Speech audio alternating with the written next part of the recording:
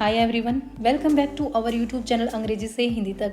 हमने ली है न्यूज़ की कुछ हेडलाइंस जिनसे हम टेंस सीखेंगे, साथ के साथ हर वर्ड का मीनिंग जानेंगे, यानी अपनी वोकैबुलरी को स्ट्रॉन्ग करेंगे और थोड़ा सा अपडेट रहने की कोशिश करेंगे। तो कुल मिलाकर बहुत सारे फ़ायदे आपको होने वाले हैं।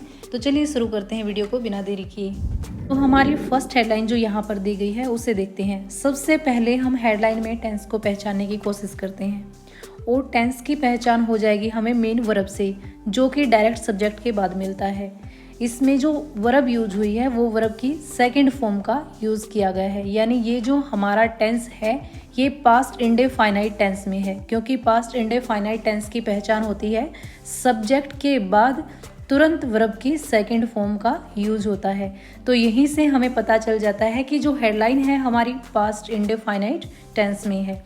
तो चलिए अब जानते हैं हर वर्ड का मीनिंग और धीरे धीरे करके उसकी हिंदी बनाते हैं। इजरायली मिलिट्री यानी कि इजरायली सेना ने वारंट मीन चेतावनी दी है।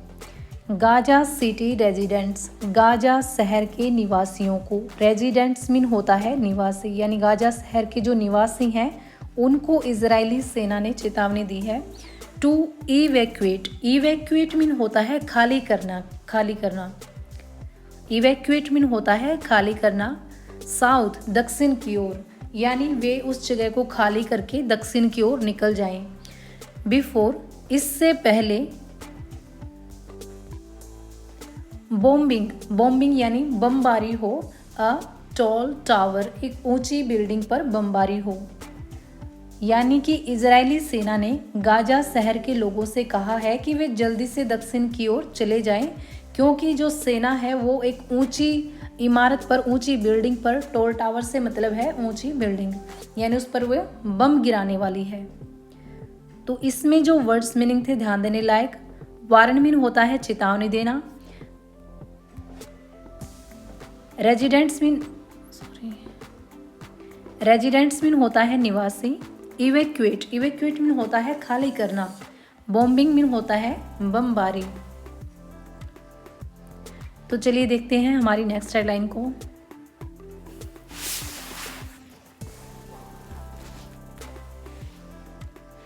तो इस हेडलाइन की जो हिंदी बनेगी वो होगी, इजरायली सेना ने गाजा शहर के निवासियों को चेतावनी दी कि वे दक्षिण की ओर निकल जाएं, इससे पहले कि वह एक ऊंचे टावर पर बमबारी करें। हमारी नेक्स्ट हेडलाइन यहाँ पर दी गई है वो है नेतन्याहू। बेंजामिन नेतन्याहू जो है इजराइल के प्राइम मिनिस्टर हैं। इंसिस्ट मीन होता है जोर देना। अब इंसिस्ट के साथ लगाया गया है यहाँ पर एस, ये देखिए, यानी वर्ब की फर्स्ट फॉर्म के साथ एस लगाया गया है। यहाँ से हमें टेंस की पहचान हो जाती है। सब्जेक्ट प्लस वर्ब की फर्स्ट फॉर्म के साथ अगर आपको एस मिलता है तो वो हमारा प्रेजेंट इंडेफाइनाइट टेंस है, यानी कि ये जो हेडलाइन दी गई है ये प्रेजेंट इंडेफाइनाइट टेंस में दी गई है। तो चलिए अब इसके हर वर्ड की मीनिंग जानते हैं और इसकी हिंदी बनाते हैं। नेतन्याहू, बेंजामिन नेतन्याहू जो है इजराइल के प्रधानमंत्री हैं। इंसिस्ट यानी जोर देते हैं। कैप्चरिंग कब्जा करने पर। कैप्चर मीन होता है कब्जा करना। कैप्चरिंग यानी कब्जा करने पर। गाजा सिटी के ऊपर। इज मीन है, इसेंशियल मीन जरूरी। To defeat Hamas, defeat mean होता है हराना। हमास यानी हमास को, हमास जो विद्रोही ग्रुप है गाजा का। अब गाजा सिटी जो है वो हमास का गढ़ है, ऐसा माना जाता है कि हमास के जो विद्रोही लोग हैं ज़्यादातर गाजा सिटी में ही हैं। तो उनका कहना है कि गाजा सिटी पर कब्जा करना जरूरी है हमास को हराने के लिए। आफ्टर मीन के बाद। अक्टूबर 2023 अटैक्स, यानी जो 2023 के जो हमले हुए हैं उन हमलों के बाद हमास को हराने के लिए गाजा सिटी पर कब्जा करना जरूरी है।